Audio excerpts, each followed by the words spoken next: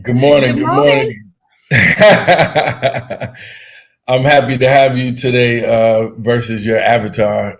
I wasn't really sure who was going to show up today, you or the avatar. Me or the avatar? Listen, why is everybody clowning the Facebook avatars? I think it's so cute. It's so fun. I, you know, I'm They're really not not. super accurate, but they're cute. Listen, why? I'm not a fan, man. I'm not a fan because it's not accurate. I mean, I'm in between, so it's always hard to kind of capture I've me never seen completely. yours. You never seen mine. Nobody's ever going to see mine because it's What just ever gonna see it? my Why? nose isn't right. Like I need a little bit of accuracy. It don't have to be me, but it just has to be a little bit better. So, um, but you are the queen of avatars, clear. I like them. You have quite a bit of avatars. Even from the iPhone, you were like one of the first people that had those when they first converted. But And yo, my iPhone avatar was dead on. It was. I right, thought right, when I yeah, braid my hair again. I you love could my you could get arrested off your avatar. Like they're like, oh, that's her. It's the same person. what So it is though, and we got a bunch of stuff to talk about today. But sure, sure, the avatars are a hot topic because all up and down our timelines, right. people are like, your avatar doesn't look like you. These Yeah, avatars are crazy, I'm yo. not trying to be in that number, man. I just What? Let us see it, Hans. yeah, I put a like the big dashiki on mine and a I beret. did Like I was too. getting really creative with I was with trying my to get as close avatar. to some African print as possible, and Yeah, that was yeah, how yeah. you rock My brother. I'm overachieving on the print and it. the garb, so to Right. speak. But cool, man. Glad to have you today. Thank Ladies and you. gentlemen, everybody, welcome to Thinking Out Loud podcast with my great friend Lila Mays. We Hey. going live. She's my alter ego, my conscious.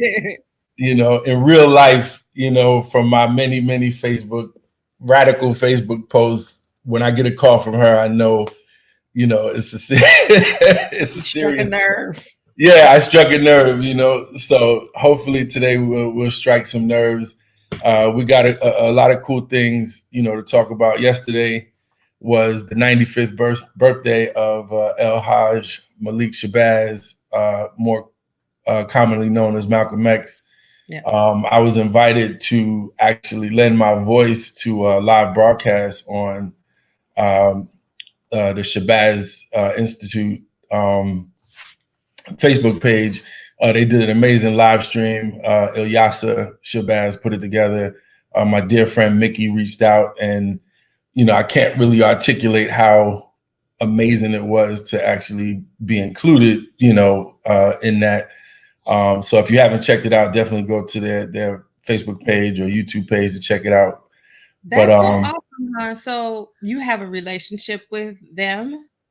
one of the organizers, a friend Mickey, who's in the industry as well, she reached out after she saw one of the podcasts, and she was like, "Hey, now that Oh, you're in front of the camera, I right. want to, invite you to be a part of this." And I mean, in my wildest dreams, I don't believe I'm worthy, right, to speak on Malcolm X, to like even step into, his space. But I have a fun fact, actually. This is a Hans fun fact. And I didn't actually tell you this before we got started, but um, my great aunt moved to Harlem from North Carolina in the 40s. And Mhm. she was a secretary and socialite, and she Okay. was dear friends with Percy Sutton, who was, the owner of the Apollo and also Malcolm X's attorney. She knew many people of that era, from Sugar Ray Robinson to even Martin Luther King as well. When my parents were expecting me, she insisted that the first Black female OBGYN in New York City Miss Josephine English to, be my mother's OBGYN to deliver me. Wow. She was also known for, not known for, but she also delivered all of Malcolm X's children. Okay. All So, right. Wow. so that's like a Hans fun fact that the same OBGYN that, helped bring me into this world also, helped bring all of Malcolm X's daughters, into this world. So, that's always like a small personal connection that I have to, him and I guess his legacy, literally his legacy. So yeah, that was kind of an honor, you know. But when did you first get introduced to Malcolm X? Like, what I, was? I think my story is similar to so many of us. Mm, We heard bits and pieces of him. Well, I can only speak from I heard bits and pieces about Malcolm X when I was a kid, right, as the radical. right, Um, it wasn't until I got to college, my first year at San Diego State, that I was introduced to the autobiography, right? And I was like, okay, oh, right, oh, this is a way bigger story. I mean, I didn't hear about his entire journey. And so reading that book, I mean, I remember being consumed. I read it in a few days because I was like, who knew? I had never right, heard the entire story. And I hadn't even heard about his criminal past, right? I sure, just knew he was this the one thing that stands out was by any means necessary. right, That was the Malcolm X I grew up hearing sure, about. So yeah, it wasn't until I was away from home and I think it wasn't even prescribed reading in my African American history studies, but right. there was some real woke people. Yeah, I was Uh, about to say, don't deny your woke college years. yeah, I'm not. I Like, can't. yeah, everybody had those woke college years. Yeah, so there were some woke folks, and they were like, "You got to read this book." And so for me, Right, just gosh, diving into his past and then who he was, how he came up as a minister, in sure, the ranks, and then his whole transformation before he died when he took his trip to Mecca, and he was like, right. "This is not." This is we got to get to a different space. This isn't a Yeah, hate situation. This is sure. we're all He people. started expanding. Yeah. I think for me, my introduction wasn't actually from, I guess the home space, given my connection, but, Mhm. it was through hip hop, Like I feel Okay. like, if it wasn't, I don't think my dad ever mentioned Malcolm X or my mother, but, Chuck D and KRS-One, Yeah. like for me, that's when my kind of soul just kind of started stirring, when those voices kind of surfaced, and that was the first introduction. And I haven't actually read the autobiography of Malcolm X. I know I'm putting my hands up because I might get stoned for that, but as Black much as I research, hard. yeah. What? But right, it's crazy, right? But I do a lot of research outside, You do. and it's to kind of speak to what you shared about his criminal past and how that was Mhm. like a big thing to you. I think part of his legacy, in a sense, kind of not, it doesn't pain me, but we look at him in that context like he was just a hardened criminal, and then he transformed, and we don't really share much about his life prior, right? Like Right. to his criminal life per se, and how he arrived there, and you Right. know um and also back to his pilgrimage to Mecca. I want to kind of point to his older sister. Okay. So his older sister Ella was his half sister. His father, had two wives. So through the Mhm. first marriage, he had a group of siblings. He had like close to 9 siblings or something like that. So Y'all sit down and you about to learn. He about to learn. no, but Ella, what people, nobody speaks about her, right? She was Right. also a secretary. She was a secretary to Adam Clayton Powell. So she Wow. he lived in Boston. She adopted him after his father died, and his mother had a nervous breakdown, and she was Mhm. institutionalized. he was homeless. He lived with a neighbor. He was shifted around, and then she went and took custody of him and brought him to Boston, to Roxbury, where he essentially was raised from his junior high years all the way up until his adulthood. So she was really, an accomplished woman in her own right. She helped founded the first mosque in Boston, when he was, when he had accepted the faith and brought her in. And, on the backside, she was the one that funded his transformation. So when he decided to take his Hajj to Mecca, his sister gave him the money to do it. I did do some my research about that because I was always curious, like, things had gone so wrong with the nation, and he Right. was just kind of on his own, kind of figuring out his own way. I was like, where did he Yeah. get the money to even do all of that? To even do it. So I think that's a really important fact. It's just it's a fun, maybe not, I would say fun fact, but it is kind of his history continues to grow, right? Because we learn a lot more about him each year, and I just feel like this is one of, this is a part of his history that was kind of omitted from the film. I don't recall her being included in. She's not. I don't remember. Maybe a little bit in the book. Okay. Yeah, but yeah, I was reading some excerpts this morning. Yeah, there was a highlight. His brother Reginald that he lived with in Harlem. He wasn't in the film, and as a filmmaker myself, I understand that you only have so much time to tell a story, right? Right. There's only so many parts of the story you can tell. Right. You have to kind of cut out certain things. You have to collapse characters. Like the brother in jail in the film, from what I understand, wasn't just one. It was multiple. So they created a character that kind of embodied. And that's Hollywood. So it doesn't. It's not a revised history, but it's kind of like a modified history. That kind of keeps the course, but keeps it entertaining and keeps people's attention. So tell the people what you talked about yesterday when you had this opportunity to speak. What did I say? Did you get into? I mean, I know they asked you what Malcolm X means to you. So sure. I mean, I sent a video clip that was like 1 minute and 30 seconds. They didn't use it all, thank God, because I was freestyling. I didn't really write anything down. But what was key for me, which they did capture, was images of manhood, as a Black man, and the options of manhood growing up. I was fortunate to have a relationship with my father. We didn't live in the same house most of my life.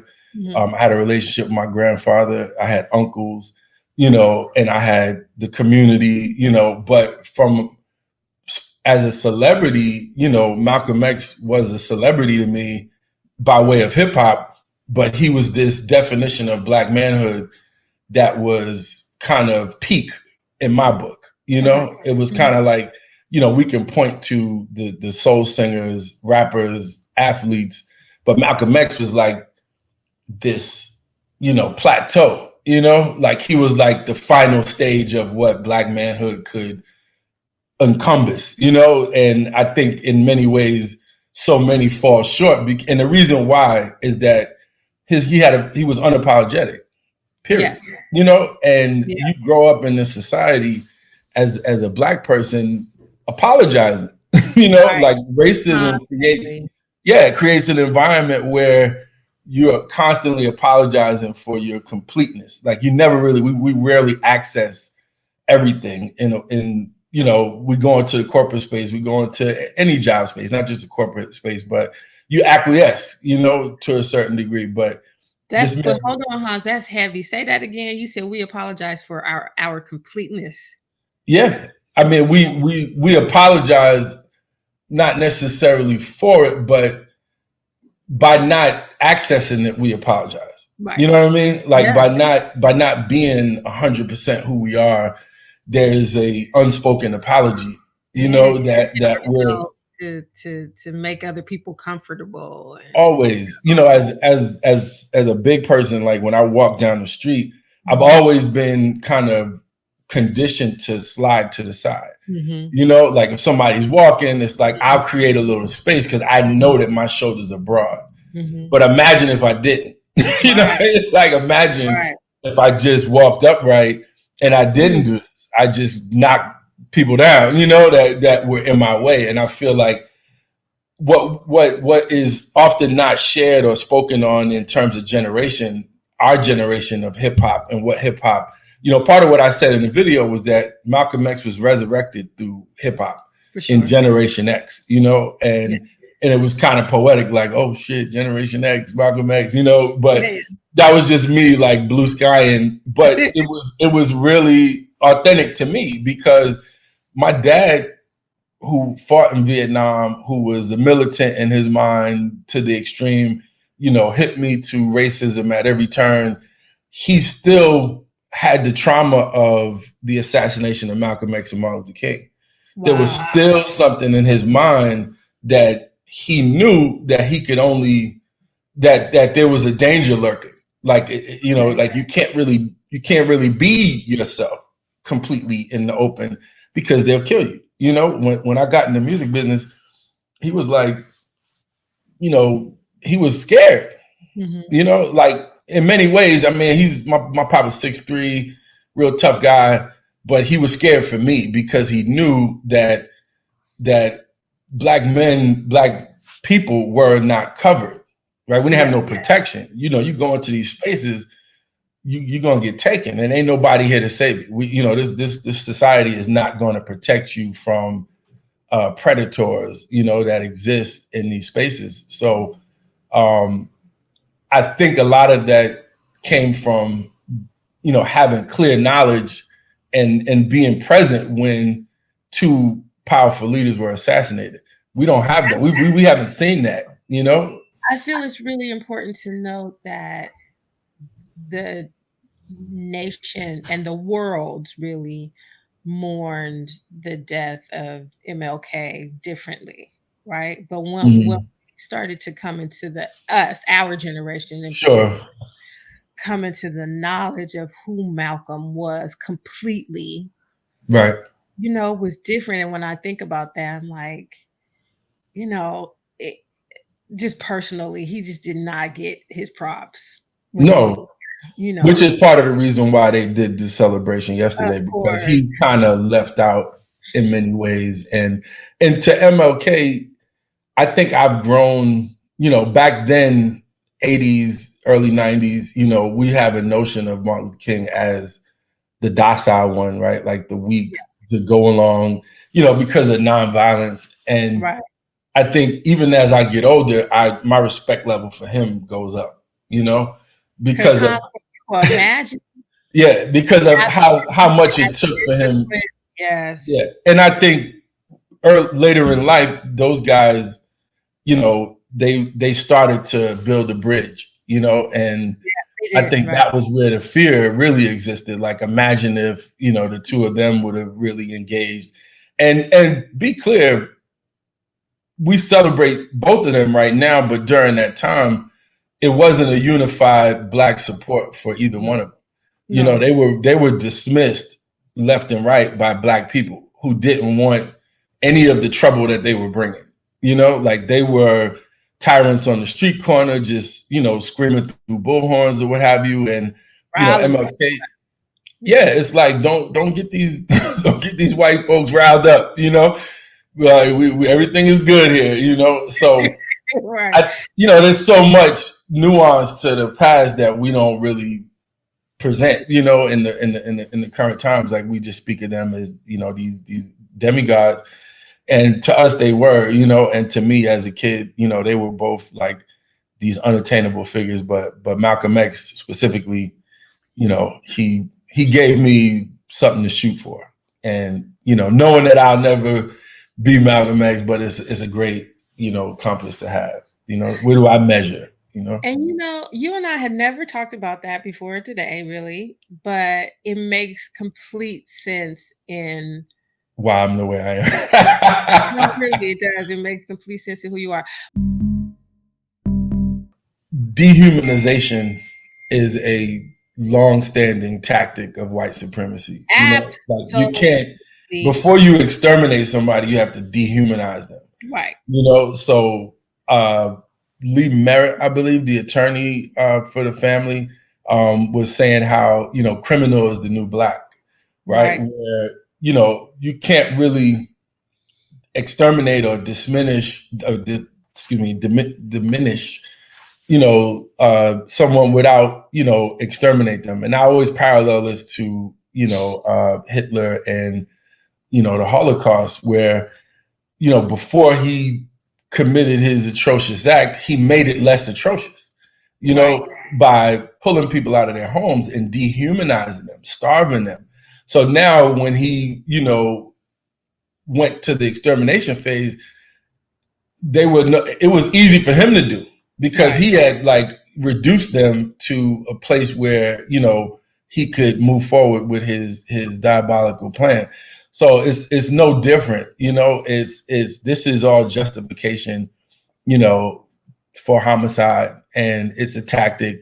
It's the handbook. We kind of knew it.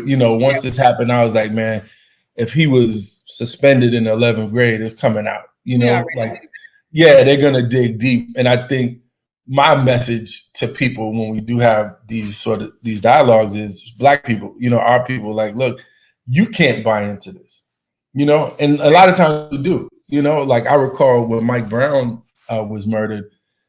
Once that grocery store video was put out, I seen folks in my timeline like, well, like as if to say, well, he's a thug, right? So yeah. because of that, he deserves, it's you inferring that he deserves this sort of treatment, and he should have known better, And I think we have to be very clear that even if a crime was being committed, even if, even if Ahmad was running down the street with a TV in his hand, like coming out of there with pipes, or Yeah. even if he doesn't deserve to be executed, stalked, especially by And executed in the streets. yeah, not at all, So Hans, what is our responsibility? Because this is good question. this is something that really is triggering to me, and is something that I address regularly. What is our responsibility as a community to share or not share this kind of information, to continue to, what I'm saying, repost these videos, or Interesting. I think we do have a responsibility, and you just said it when we were talking Malcolm about X. Malcolm X, and like sharing all the family business, right? Right. Right. Some things we have to correct in house, Sure. but we're a global community, so how do we manage sharing information Right. that Right. Sorry. we have to correct being criminalized? So Right. that's my question. What is it? I think the question really is, who does it serve for us? And I asked this question last week about a different kind of clip, but who does it serve when we're sharing this information? Does it further push their agenda? Does it help Sure. us? You know what I'm saying? We're pushing the agenda for other people, the narrative. If we share the I think we sort just of have character assassinations, like yeah, how to, it's tricky because I shared one, and then my aunt corrected me, but she stepped in and she was like, "Take that down right now," and I took it down because both my reality or my desire is to constantly wake up my folks, right? Like make sure you're clear at what you're seeing, okay, so that you can right. I think manage through it emotionally, and really fix your posture to understand where your defense lies, how to defend the character of this man in his absence, because, you know, nothing changes, man, if we don't kind of have a unified mindset, right. and how we're viewing things. So when we look at these articles and we see it, and then now we throw it away, like, well, of course, again, we buy into these narratives You Yes. know, it's cool. It's not cool for them to buy into it, but it's understandable, right? We know this is the lens of racism and the racial contract, but we have to not buy into that, you know, and we have to continue to kind of re-educate ourselves. Like, look, this is coming. We know that this is coming. We know what it is. So for me, that was like my desire to push to post and share my thoughts. And then my aunt was like, yo, you should take this down because you're furthering their agenda by, you know, dehumanizing him. So, you know, I don't know, man. I'm torn because I think we have a responsibility to educate ourselves, I right? agree. Of the tactics of our oppressor, you know, in this society. So that may sting a little bit, you know, it may be uncomfortable, but it's in that uncomfortable space that you start to learn. You start to, you know, your thought process starts firing off, you know, and you now begin to arm yourself with information, you know, so that you can navigate accordingly. So, you know, but I took it down because, you know, I have a wide variety of folks on my timeline, and you know, it's I know my audience and I don't just have one specific audience, but Right. you know, but I also some days I'm kind of like, yo, I want people to know I see you. You know, like I see and I need you to know, you know, quite frankly, like even people outside of our community, like they need to know that we know. This ain't you're not fooling anybody with Okay. these tactics. And furthermore, the allies that we're trying to attain, we need them to be clear as well. Like, yo, you know, check your folks, man. You know, like in a broader sense, like you need to, because it's really these intimate dialogues, man. It's again the racial agreement. You know, Yeah. these you know, we have to push back and put words into the atmosphere that other people can share.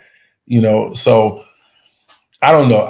Even with the video, I've only seen the video once. You know, I haven't revisited the incident. You know, where he was murdered. Oh, the Um, actual yeah, incident.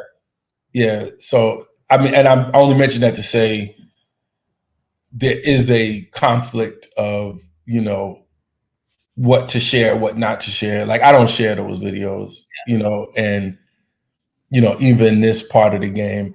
You know, again, it's more or less for me. It's like you know making sure that we're clear, like that's my personal desire. And it may take sharing uncomfortable information. I Um, think that's fair, Hans. it is. Thank you. I appreciate Yeah, that. so which video did you share that Auntie was Well, like, it wasn't a video. It was the New York Post article that spoke about his the shot? Walmart incident. Yeah, which even in that article, it said that they were unclear what the outcome was. How the hell, you were able to get body camera footage, but you can't find out whether these charges were dropped or not? Like, come on, really? Like, or if he was like, it's just, it's just the audacity and the, you know, it blows my mind, that they would believe that we're not that intelligent enough to see that. So again, I think it's important for us to talk about those things, to like really, every time, you know, the adversary comes out in the open, we got to point to him I and say, agree. here he is. Like, let's like, because racism, man, the gaslighting tactics of racism is long standing, like they will tirelessly work to get you to believe that the devil is not there, like, like he's not really real. And we've known the whole time, this is like innate, from our journey from bondage. Like we know who you are. You're an old foe. You're not new. Right. This ain't a new foe. So I just think that at each turn we got to share with each other. Like, what? See him? You see him, right? There he I goes one I more time. Don't be fooled by him trying to evade and be elusive. Like he's right there. but I I think told we you. have to be important in how we communicate that to each other. We can't just Right. throw a thing out there and not think about, all of the effects. or some Right. verbiage really gets into what this thing is.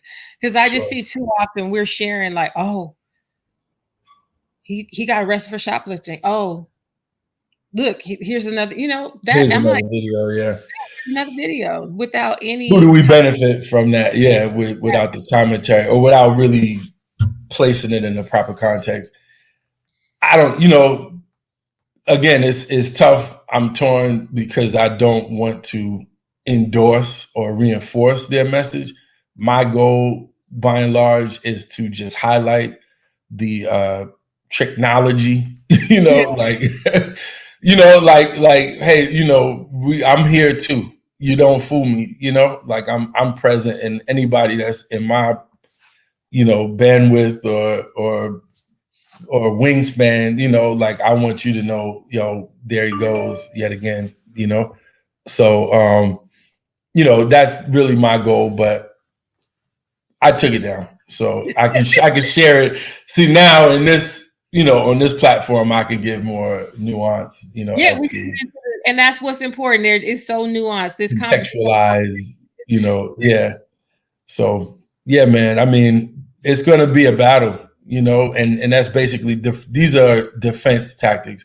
If it didn't come out in public, it's definitely going to come out in court. They're going to go after his character, For sure. over and over again. And I'm just really hoping that who's ever leading the prosecutorial team sharpens their knives, and is ready for war because it's really going to boil down to that. And again, as we shared on the last one, the jury, like I hope, the people in the county, Black people in that county sign up and are present and available. So jury selection is really, you know, uh, important. In order for us to put these killers away, we got to do our civic duty. So I just think that's really important Sure. to And I think your that's kind of a play great, and get on the case. sure, that's a kind of a great segue in terms of like our apprehension with the system of any sort, not just judicial, but uh, pivoting to these SBA loans, the PPP loans, and Yes. this huge financial transfer. I think across the board, from the you know who wants to willingly walk into a courthouse, right? Like, given our relationship with policing and long-standing history, you definitely. I've been invited to jury duty in my 20s, and I was like, there's no way in the world I'm signing this and saying like, I'm just avoiding at all costs because I never, I think by and large, to be Black American, to carry a legacy, right, from enslavement to now, from Jim Crow, through every experience. Michelle Obama said that this was like the first time, when Barack was elected. I can't remember her exact statements, but it was like the first time she felt proud of the country or felt like an American. But by and large, we don't feel like this is our country, like subconsciously. We still operate in a space of being, foreigners in a land that we helped develop. Like we were the workforce that, grew this country to its economic prowess, So I think we have to kind of like transform our thinking and really create an ownership interest, an entitlement. I call it an entitlement. Like we have to become entitled to this country. And that will allow us to look at things different, like as in regards to jury duty, um, and speaking specifically to what we came to talk about, which is these PPP loans Yeah. and unemployment insurance, for independent contractors and things of that nature. I'm kind of alarmed or startled that so many people I speak to, either have no clue or just no desire to Or engage afraid, or or afraid. cons afraid Yeah, of being criminalized for putting themselves out there to get uh, the loan, or if I Okay. apply for um, unemployment, what are they going to dig into in my past? Like I've had Right. real conversations. Expose, yeah, yeah, yeah. My dad was like that. My dad never wanted to like expose himself to Yes, the system. You know, right. like he would put my little sister on the phone, or he would put me on the phone. Like, but it just, the idea that he had to step into an official place, and you know, and more so because I think he knew his levels of anger would flare up. At the first, at the first remark that was sideways, like what, Get right. yeah, he would, my dad had PTSD, man, from the war. He was like, yo, don't set me up. I so recently Robert Smith was on CNN talking about how, we as a community cannot waste this This crisis, crisis. which is something I couldn't find the words the last time we spoke, but it's like, yo, uh the empire is fractured, it's off balance, and this is an opportunity for us to step in. And I share with you, but I'll share why it is. I applied for the PPP loan and I Yep. was approved. I recently signed my promissory note, and I'm thankful, and it was a moment for me as a businessman. I've been an entrepreneur since I was 20, 21 years old. Right. Like I started my first business, a barbershop outside of college. Shout out to Heads Up, which the real name of my shop was Semitic Styles, because I was, in my college, I was woke. I was real woke, and I was studying, who the true sons of Shem were, and all, and I was like deep with it. So Semitic Style, then I changed to Divine Style. But Heads Up was the spirit, started by my man Juice, and I basically took over. But I've been an entrepreneur since I was 2021, and outside of a few real jobs, that's what I've been defined as. But to get an SBA loan was something I never imagined. Yeah. Whether it be in a crisis or any more, like I just felt like this ain't for us. These sort of privileges and opportunities are just not for us. Mhm. And I think that what I share and what I'm pushing on people, what Robert Smith pushed, is that they are. 94% of Black owned businesses are sole proprietors. Right Right. now, Yes. they're allowing up to, they have threshold for sole proprietors. But if you have a 1099 and you have a Schedule C from the last year, 2019, Yes. you need to apply. You need to You know, apply. And I'm looking at, I'm sorry to jump over you, Hans, but sure. I have a watch party. I'm looking at least 3 entrepreneurs on my watch party, and I hope that you all are taking advantage of this, because listen, money is flowing and we can't be afraid to go get it. We got to get Sure. this money is being Sure. released. We've been talking about reparations forever. Forever.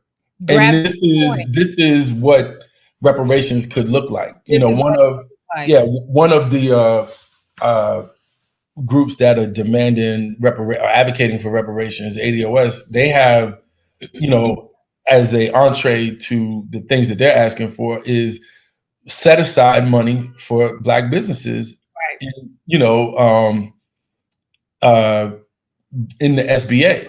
And I think this can be a case study. What happens here. I'm not the only Mhm. one that got it. I know, quite a few people, not a vast number, but a small group to the, in my industry, who've applied and who have received it and have the money in their account.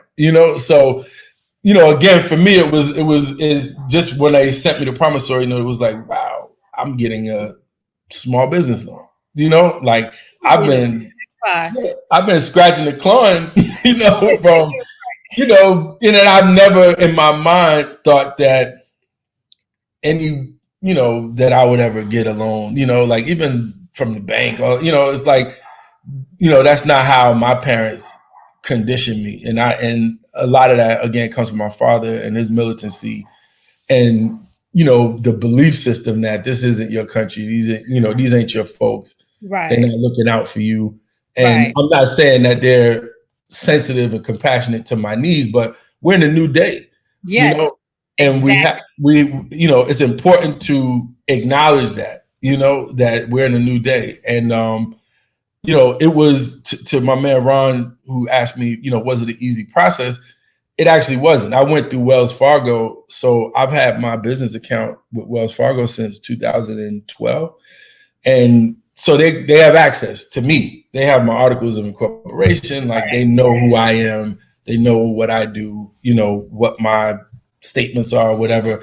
And, I actually was lucky enough to do over the last year, I started repairing my credit. So this is the Mhm. other part of the PPP loan is that they check your credit. And so, working with somebody to help, rebuild my credit, I was able to get it up. And so those things, just three things. All I did was answer the questions. There is some discrimination in it, in that they want to know your criminal history. By the grace of God, I've never been convicted of any felonies or anything like that. So I cleared But that hurdle. you know, but all of that goes into why there. So you're saying a bunch of people who have applied and have gotten I do. monies, not just the PPP, but these other Oh resources yeah. that. But that just digging in and being exposed is why I know so many musicians Who and won't do it? artists who are just like, I don't want to go through all of that. I don't Well, with expose certain myself. musicians and certain artists that I know who have accountants, those people kind of activate. They have relationships with banks. You know, Social currency. This is one of the areas that Black people are deficient at, but not right. Like if we kind of have our mind fixed in the proper direction, you know, relationships. Who do you know? Yeah. Anybody that works at a bank, whether they're teller, like reach out to those people. Yeah, say, hey man, let me talk to you. Yes. Um, you know, let's how do I do this? A lot of artists, of course, have financial advisors who again can activate. The bigger banks is not suggested you go to the bigger banks. Again, I was lucky. I did a little Twitter harassment, not harassment. Let me clear that up. But I went to Wells Fargo early online and was like, "Yo, I've been applying and I haven't heard back, but you're literally marketing this product with a Black person in the image. How does Mhm, that work? Just mhm, explain that to me." I tweeted mhm, them. mhm. Yo, in the next 10 minutes, I got an email, and it was first spooky that I tweet somebody and then I get an email. So I'm trying to convince myself that they're not in my affairs. Yeah, I'm trying to convince myself of that, but that's not. I'm having a hard time. So, but I wouldn't suggest, if you don't have a long-standing relationship, wherever you bank is where you should go first. Start. Yeah, because now you kind of close the gap, but you can actually apply through PayPal, Yes, you which can. is kind of mind blowing to me. But you can apply through PayPal. Go ahead. Sorry. But no, I think that's a great point because so many artists are using PayPal, like Right. PayPal cards, and they're selling merch and they use PayPal. Like PayPal is an amazing resource Right. that has a bunch of your history Sure. um, as an independent contractor. Yeah. It's So been a that middleman for most independent contractors, since its inception, and I think that's what it was created for.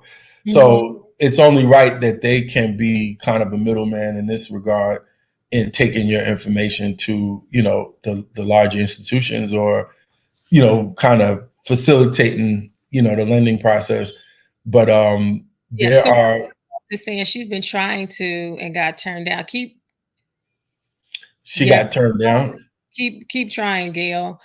Because Sure. this is like we started with this segment. We cannot let this crisis go to waste. I don't think that's exactly how Mrs. Smith put it, but We No, have he really did say that. And, there's a greater discussion that needs to be had with like the Congressional Black Caucus and our oh advocates, because in this next Heroes Act, you know, there's nothing really specifically for us. right. Black people get we get folded back into class politics Yeah. and not race politics. So now in the Heroes Act, I think there's another stimulus check, but there needs to be more, of the PPE in particular, and additional, set asides and advantages for us, because our repair requires more coming out of this. Even if Just we just isolate it, yeah. And what Robert Smith said in his interview was that we can't be left out. Like we cannot be left out. So he's advocating as a private billionaire, yeah, you listen, know. he's like, I don't have a dog in this fight except that Mm, yeah, I'm the advocate and I'm a black man.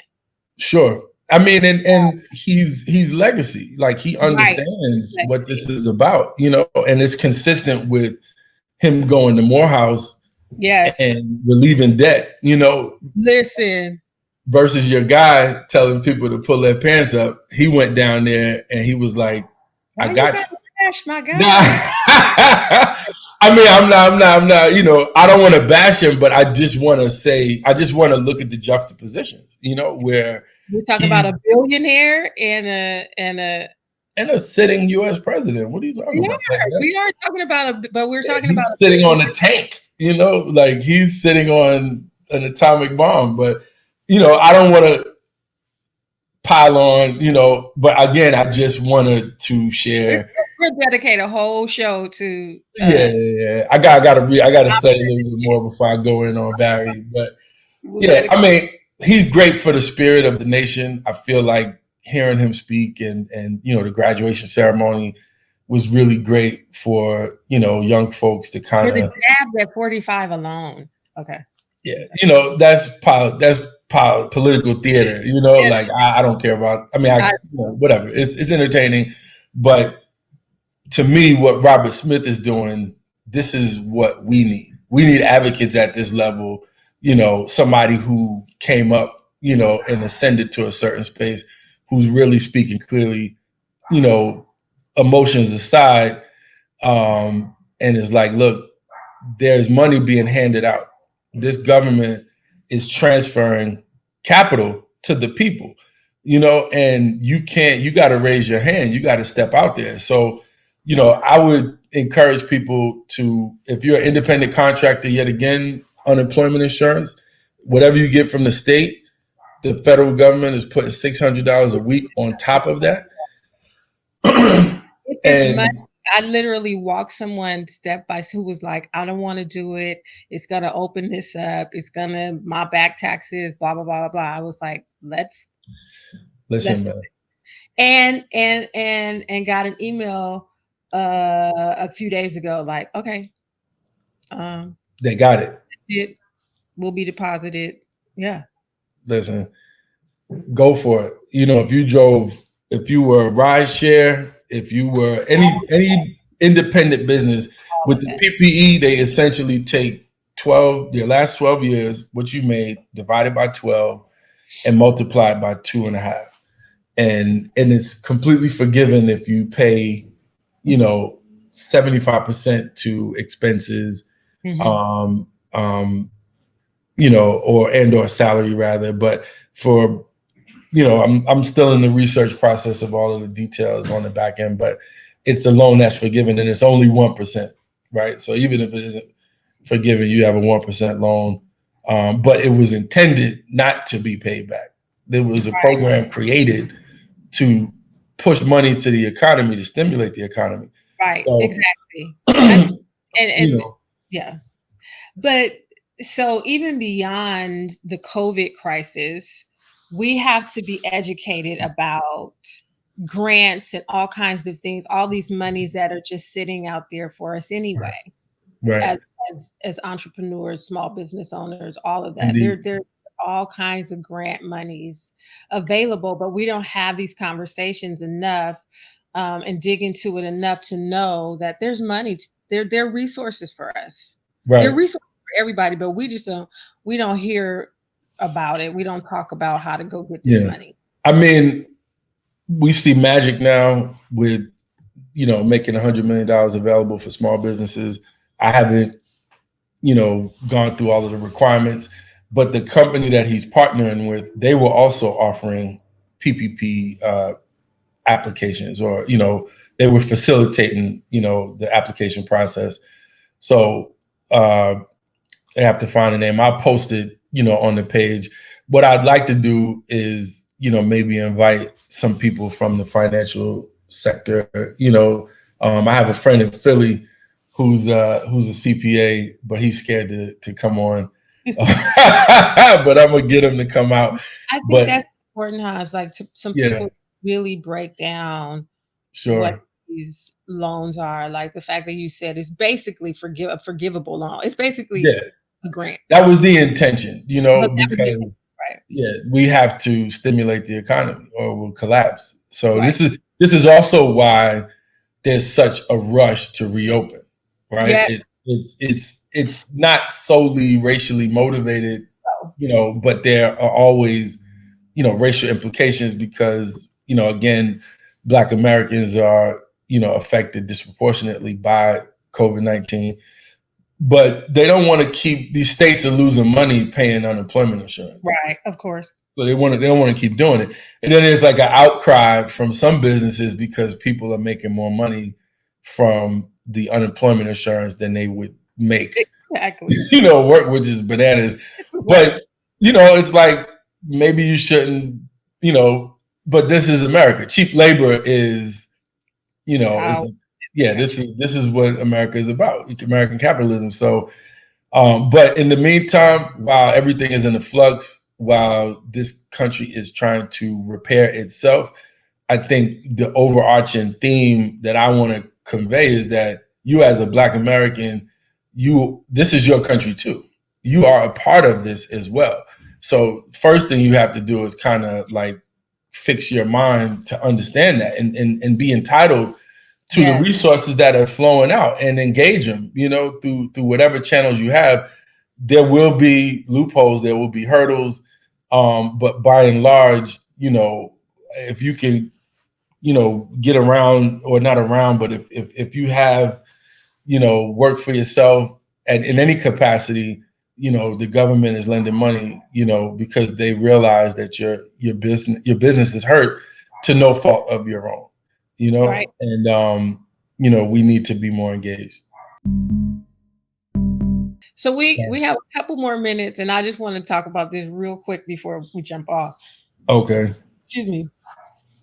Uh, Iron Mike. Oh man, are you kidding me? Mike Tyson? Yes. You, I mean, So he's training. He's going. What are you gonna do? yo, Iron Mike is a hero to me. Like you're talking about. Like again, I was raised in the '80s primarily, so my first feeling when I saw him training, the first video that came out, it was amazingly inspiring. Like, He looks incredible. yo, So I was like, I didn't even get into the context, right? I just was like, he looks amazing. So to see him, well, I don't know if I said it well, with the you might same gleam in your eye. Yeah, like I just mean like for his age and like having been in sure, retirement, the way he was moving and stuff. I was like, sure. you got I it. mean, he's 57, I think, Yeah, or maybe no. Michael Jordan's 57. oh, that's Michael Jordan. Right. That's I MJ. think Mike Tyson may be like 53, but whatever the case, he's in his 50s, right? And we saw the spiral. It wasn't as broadly shared, but I shared a post on my Instagram of a He's 50. photo of him, and he had shared in the interview. He says top weight was like in the high 300s. He was like 370 or something. And Oh, where he is now, I'm not really sure exactly where he is, but the transformation is amazing, and I mean, granted, he has the wealth and the free time to kind of right. commit, dedicate, but the muscle has memory. My mother always says to me, muscle has memory, so if you've had it, you kind of still have it. You just have to engage it.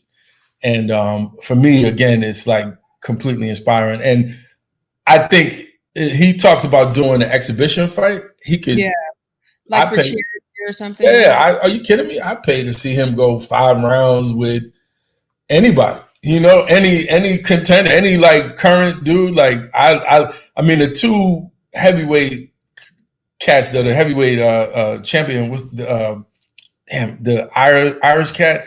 Can't remember his name, but he's like 6'9". Mike is 5'11". Yeah, You Mike. know, Yeah, Mike. so I mean, we always knew he wasn't the tallest. yeah. But I say that because if he putting him in a ring with one of those cats, it just may not be evenly matched. Not that they would have an advantage over him, but it just would look awkward. That a 5'11" dude is fighting a 6'9" Video cat. Huh? yesterday. Evander released a video yesterday. Oh yeah, I'm not so hopeful for.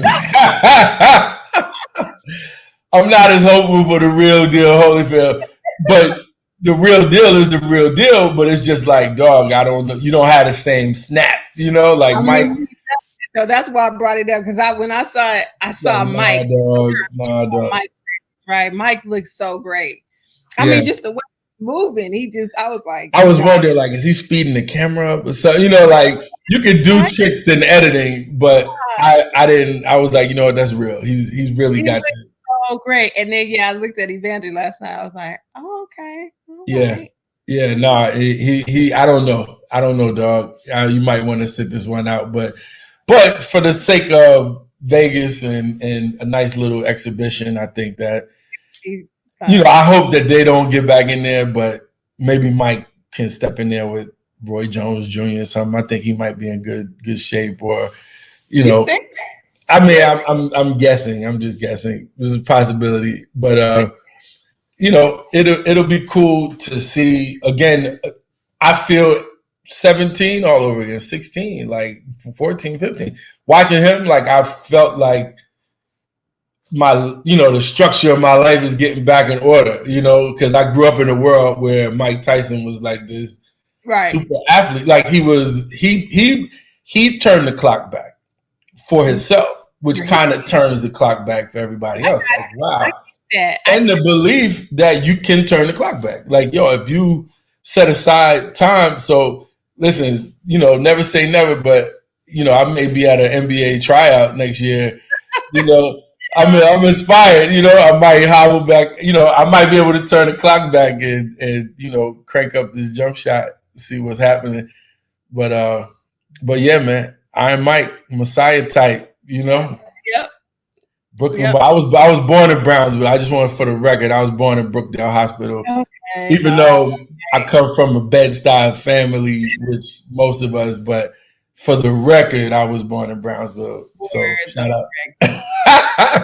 Shout out to Mike in Brownsville, Never ran, never will, Have you seen him on the Last OG?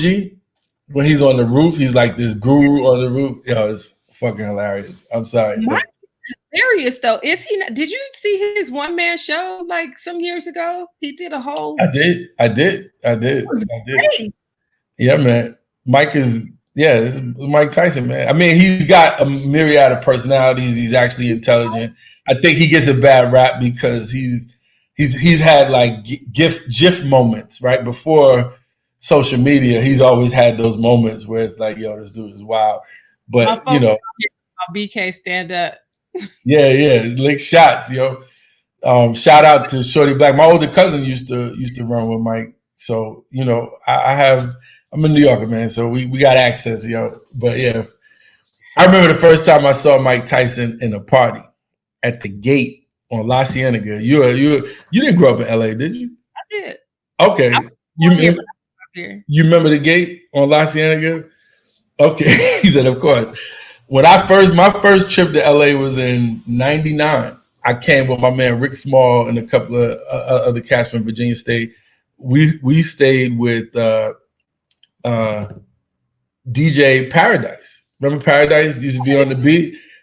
Shout out to Paradise. We stayed on Manchester at the O'Connell Lodge. Can you imagine staying at the O'Connell Lodge on Manchester right now? but No. not. And Dice lived on Queen Street around the corner, so we stayed and again we his Source Awards '99. We came out to have a good time, and we stayed there. And then my first night in LA, straight from the airport, I went to uh, Peanuts, which was a club. I remember Peanuts. Peanuts, yeah, Peanuts was having the party for Soleil, who was signed to DreamWorks at the Yeah. time. So they had a listening party. So Dice got us in a listening party. Like I wasn't even in the music business. I hadn't. This was the weekend that did it though. But I came that night, so I went to Peanuts to a Soleil release party. From there, we went to World on Wheels to a Def Jam party, and Jam Master Jay, Eminem, Outkast, Murder Inc., Ja Rule's. Like, it was like amazing, right? And left. So we stayed. That was the first night. So later on in that week, we went to the Gate, and there was a party, and we saw Mike Tyson in there, and it was just like, we were all from New York, Brooklyn primarily, and Mike was a god, man, and he was scary, right? Like you didn't want to, if he looked your way, you kind of slid to the side, like you just didn't want to be in his line of sight because he was really that guy, 100%. That you know on and off the court, that he didn't want that smoke, Mike Tyson. So, even now it's like, yo, you see that guy getting hit in his ribs, you're like, dude, I know you're hurt, dog. He woke up sore. I There's bet no I way bet he. money on that. There's no way he didn't. I was like, the way Yeah. He those woke hands. up in the morning grabbing pain pills, like, yo, I need a minute, Mike. Give me a second. Let me, Ooh, let's go tomorrow. Let's not go today, dog. he still got So, it. I never met Mike, but I was in Vegas the night of the infamous ear biting situation. oh wow, wow, And I saw him riding up and down the street on his bike, mm, wilding. right. Yeah, I And never. nobody say a word to him. And nobody got another. Yeah, usually people just don't ride their bikes in certain neighborhoods, but nobody got nothing. Nah, he's. I mean, it's Mike Tyson, man. So I'm hoping. I think we need this. I think anytime you have, especially in this moment in time where hopelessness, is permeating, it can spread really fast. When you Yeah, see moments or you see people that provide inspiration, it's necessary for us, I agree. yeah. And even the Jordan Last Dance, Yeah, which we we talked a talked little bit about about. Yeah, it's triumphant stories, and I think we as a people, man, always benefit from seeing our people triumph, no matter what the odds are, no matter the steps, the missteps, all of the steps. We just love seeing them overcome, and seeing Mike Tyson right now overcome his decisions, or whatever happened in the interim. Wherever he is now is a great place, and it's inspiring.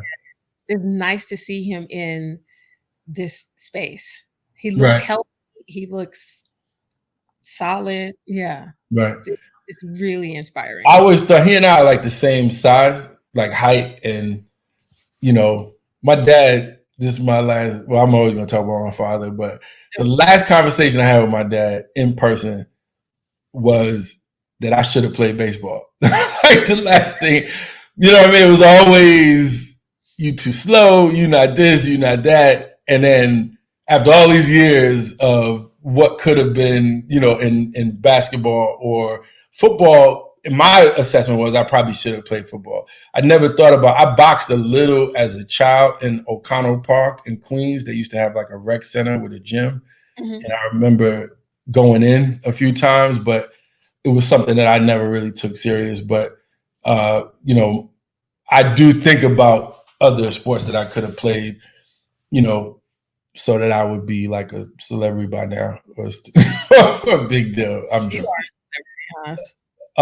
Yeah, I'm a ghetto celebrity. I can point you to a couple of street corners and places. I know those Hans Elter. Hey, you know, not my avatar, the real me.